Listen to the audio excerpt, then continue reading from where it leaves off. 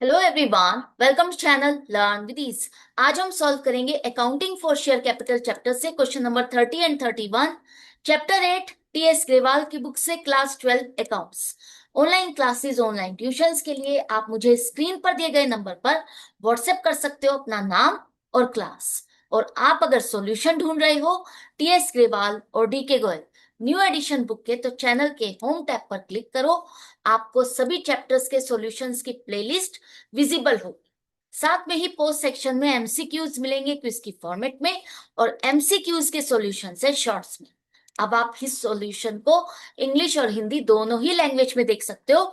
उसके लिए आपको ये सेटिंग का बटन प्रेस करना है और ऑडियो ट्रैक की ऑप्शन से अपनी कंफर्टेबल लैंग्वेज इंग्लिश या हिंदी को सिलेक्ट करना है।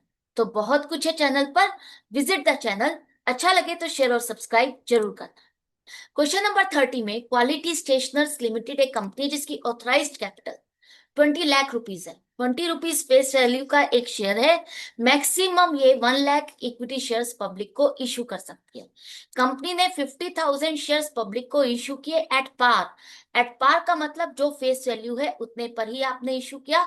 जिसे ये शेयर खरीदना है उसे 20 रुपीज पे करने होंगे, वो भी जब एप्लीकेशन पर आपको पैसा देना है तभी ये पूरी पेमेंट करनी है। एक ही बार में पूरा 20 रुपीज डिपॉजिट करना है। इंस्टॉलमेंट में कंपनी डिमांड नहीं करती। कंपनी को कितनी एप्लीकेशन मिली, नंबर ऑफ एप्लीकेशन नहीं दिया, लेकिन ये कहा है कि आपको एप्लीकेशन के टाइम पर 4,40,000 रुपीज रिसीव हुए, टोटल इतना पैसा आया। तो जर्नल एंट्रीज क्या होगी, बैलेंस शीट में शेयर कैपिटल कैसे शो करोगे, आपको यही बताना है। तो सबसे पहले देखो, कंपनी ने 50,000 शेयर्स इशू किए जिसके ऊपर एप्लीकेशन का पैसा आपके पास आया, बैंक में पैसा आया।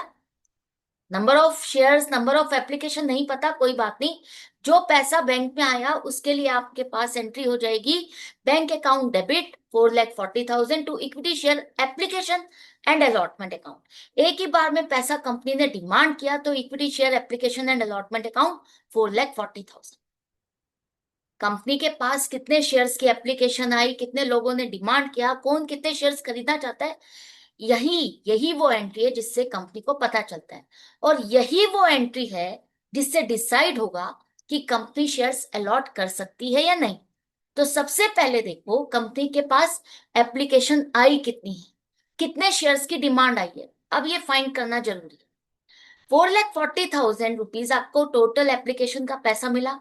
कंपनी एक ही बार में 20 रुपीज डिमांड कर रही है, तो जिसको खरीदने उसने पूरे 20 रुपीज जमा किए होंगे आपके बैंक में। तो इस हिसाब से जिसको खरीदना था उसने बैंक पे पैसा जमा किया। तो हमारे पास कितनी application I, 4,40,000 divided by 22,000 shares के लिए डिमांड आई। क्या कंपनी शेयर्स अलॉट कर सकती है? इसके लिए आपको चेक करना होगा कि क्या ये इश्यूड शेयर्स का 90% है या 90% से ज्यादा है। तो 50,000 हमारे इश्यूड शेयर्स हैं, उसका 90% 45,000 बनता है। 45,000 एप्लीकेशन हमारे पास नहीं आई है, 45,000 शेयर्स की डिमांड नहीं आई। तो कंपनीज एक्ट कहता है अगर आपके पास 90% और मोर देन 90% की शेयर्स की एप्लीकेशन नहीं आई तो आप शेयर्स अलॉट नहीं कर सकते। कंपनी के पास सिर्फ 44% डिमांड आई है, तो कंपनी यहां पर शेयर्स अलॉट नहीं कर सकती क्योंकि लेस देन 90% है। तो ये सब चीजें आपको लिखनी है जरूर से, क्योंकि यही पॉइंट इस क्वेश्चन में इंपॉर्टेंट है। अगर कंपनी शेयर्स अलॉट नहीं कर सकती और जिन्होंने पैसा जमा कर दिया, इसका क्या होगा, कंपनी अलॉटमेंट नहीं कर सकती है, तो ये पैसा जिसका भी आपको रिसीव हुआ है एज इट इज आपको रिटर्न करना होगा। तो एंट्री इसकी रिवर्स हो जाएगी, equity share application and allotment account debit 4,40,000 to bank account 4,40,000। Right. तो यहां पर सिर्फ ये दो जर्नल एंट्रीज ही बनेगी, बैलेंस शीट आप नहीं बनाओगे। जब शेयर से अलॉट नहीं हुए तो बैलेंस शीट कैसे बनेगी, राइट। इसके बाद क्वेश्चन नंबर 31 है कि प्योर प्रोडक्ट्स लिमिटेड एक कंपनी है जिसकी रजिस्टर्ड ऑथराइज्ड कैपिटल है 10 lakh rupees. 10 rupees face value का एक शेयर है, मैक्सिमम 1 लाख शेयर्स की पब्लिक को इशू कर सकती है। कंपनी ने 70,000 शेयर्स पब्लिक को इशू किए, ऑफर किए। अब कंपनी ने जो ये शेयर इशू किया है ये 2 रुपीज प्रीमियम पर इशू किया है। मतलब जिसे ये शेयर खरीदना है उसे 12 रुपीज की पेमेंट करनी होगी, और वो भी कंपनी इंस्टॉलमेंट पर डिमांड कर। कंपनी को जो एप्लीकेशन पर पैसा मिला, number of shares, number of application आपको नहीं दिया, आपको टोटल अमाउंट कितनी मिली ये दी है 1,89,000। क्वेश्चन में पूछा है क्या कंपनी शेयर्स को अलॉट कर सकती है। अगर अलॉट कर सकती है तो जर्नल एंट्री क्या होगी। मान के चलो कि कंपनी ने पूरा पूरा पैसा डिमांड किया हर कॉल पर, और उसको पूरा पैसा रिसीव हुआ, तो क्या एंट्रीज होगी देखो। सबसे पहले तो क्वेश्चन है कि क्या कंपनी शेयर्स अलॉट कर सकती है। तो उसके लिए आपको क्या जानना जरूरी है, क्या फाइंड करना जरूरी है कि क्या कंपनी के पास इश्यूड नंबर ऑफ शेयर्स का 90% शेयर्स की एप्लीकेशन रिसीव हुई है। उसको आप कैसे फाइंड करोगे। हमारे पास टोटल एप्लीकेशन मनी है 1,89,000। कंपनी ने एप्लीकेशन पर पैसा डिमांड किया है सिर्फ और सिर्फ 3 रुपीज। तो जिसको ये शेयर खरीदना था उस हिसाब से उसने पैसा बैंक में जमा किया। तो कितने लोगों ने अप्लाई किया, कैसे फाइंड करोगे। 1,89,000 डिवाइडेड बाई 3, 63,000। हमारे पास डिमांड आई है 63,000 शेयर्स को खरीदने की। क्या कंपनी यहां पर अलॉटमेंट कर सकती है, चेक करो। क्या ये 90% है। हाँ, 63,000 divided by 70,000 multiplied by 100, 90% of issued shares है। तो कंपनीज एक्ट आपका क्या कहता है कि अगर आपको नंबर ऑफ शेयर्स, जो नंबर ऑफ एप्लीकेशन 90% या more than 90% of issued shares मिलती है, तभी आप अलॉटमेंट कर सकते हो, अदरवाइज नहीं।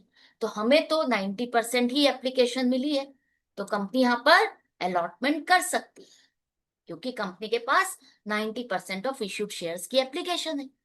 तो फर्स्ट क्वेश्चन का आंसर हो गया, जिसके लिए आपको ये पूरा वर्किंग नोट बनाना है और साथ में लिखना भी है कि कंपनीज एक्ट के according issued number of shares का 90% रिसीव होना जरूरी है, जैसे कि मैंने क्वेश्चन नंबर 30 में आपको बताया था। इसके बाद कंपनी किस तरह से पैसा डिमांड कर रही है। 10 rupees face value, 2 rupees premium, तो टोटल इश्यू प्राइस हो गया 12 रुपीज, जिसमें से 3 रुपीज एप्लीकेशन है, 5 रुपीज अलॉटमेंट है। कंपनी प्रीमियम कौन सी कॉल पर डिमांड कर रही है नहीं लिखा। तो जब ऐसा नहीं लिखा तो आपको क्या मान के चलना है कि प्रीमियम कंपनी अलॉटमेंट के टाइम पर डिमांड कर रही है। तो 5 रुपीज में 3 रुपीज तो फेस वैल्यू है और 2 रुपीज प्रीमियम है। फाइनल कॉल पर कंपनी कितना पैसा डिमांड करेगी। 10 - 3 - 3। ऑलरेडी एप्लीकेशन और अलॉटमेंट पर 6 रुपीज डिमांड कर चुकी है, तो बाकी 4 रुपीज फाइनल कॉल पर डिमांड करेगी। करेक्ट। अब जर्नल एंट्रीज आपको बनानी है। जब आपका आंसर यस है, कंपनी अलॉटमेंट कर सकती है, तो जर्नल एंट्रीज क्या होगी। पहली जर्नल एंट्री, जब आपके पास बैंक में जमा हुआ, लोगों ने आपके शेयर्स को खरीदने के लिए डिमांड की, तो bank account debit 1,89,000 to equity share application account 1,89,000। अब यहाँ पर एप्लीकेशन एंड अलॉटमेंट नहीं आएगा, कंपनी इंस्टॉलमेंट पर पैसा डिमांड कर रही है, सिर्फ एप्लीकेशन का पैसा है, तो सिर्फ एप्लीकेशन अकाउंट की क्रेडिट होगा। कंपनी अलॉटमेंट कर सकती है, कंफर्म्ड हो गया, तो ये एप्लीकेशन का पैसा इस अकाउंट, एप्लीकेशन अकाउंट से निकाल के फाइनली हम शेयर कैपिटल में ट्रांसफर कर देंगे। एप्लीकेशन अकाउंट एक टेम्परेरी अकाउंट है, डेबिट और क्रेडिट होकर के क्लोज हो गया। एक तरह से ये प्रेजेंट करता है, रिप्रेजेंट करता है आपकी फर्स्ट इंस्टॉलमेंट का पैसा जो आपको मिला। किससे रिलेटेड है, शेयर से रिलेटेड। शेयर से रिलेटेड पैसा शेयर कैपिटल है। तो मेनली आपकी बैलेंस शीट में जो बैलेंस जाएगा वो जाएगा बैंक का और शेयर कैपिटल का। बाकी जितने भी अकाउंट्स खुलते जाएंगे वो क्लोज होते जाएंगे। इसके बाद कंपनी के पास एप्लीकेशन का पैसा आ गया, कंपनी अलॉटमेंट करेगी, तो अब उसको ये चेक करने की जरूरत नहीं है कि बैंक में पैसा कितना आया। अब कंपनी कंफर्म्ड है कि अगर मेरे पास इतने लोगों ने खरीदने के लिए डिमांड की है, तो उनसे सेकेंड इंस्टॉलमेंट पर पैसा डिमांड किया जाए और वो पूरी पेमेंट कर भी देंगे, क्योंकि अब कंपनी के पास पूरी लिस्ट है। तो क्या एंट्री होगी, ड्यू की एंट्री होगी कि अब अगर मुझे अलॉटमेंट पर पैसा डिमांड करना है तो कितना आना चाहिए, ताकि हम ट्रैक रख सके। Equity share allotment account debit 3,15,000, 5 rupees demand कर रहे हैं ना, तो 5 रुपीज। जब भी आप शेयर होल्डर से पैसा डिमांड करते हो तो अलग अलग नहीं कहते कि फेस वैल्यू का इतना दो, प्रीमियम का इतना दो, आप तो उसे एक ही अमाउंट बोलते हो कि 5 रुपीज की इंस्टॉलमेंट है, आप ये पे करो। कंपनी यहां मान के चलती है भी हमें तो पूरा पैसा मिल ही जाएगा, तो पहले ही फेस वैल्यू शेयर कैपिटल में जाएगी 3 रुपीज, 1,89,000, और प्रीमियम का पैसा सिक्योरिटीज प्रीमियम अकाउंट में आप क्रेडिट करोगे। जितने शेयर्स की एप्लीकेशन आई है, ये बात याद रखना, उतने ही शेयर्स आप अलॉट कर सकते हो। कंपनी ने अगर 70,000 शेयर्स इशू किए, उतने अलॉटमेंट नहीं हो। कितनी अलॉटमेंट होगी? जितने की एप्लीकेशन आई है। ज्यादातर स्टूडेंट्स यहाँ पर गलती करते हैं। अब इसके बाद क्या कंपनी को पूरा पैसा मिला? ये तो बैंक में जब पैसा जमा होना शुरू होगा तब पता चलेगा।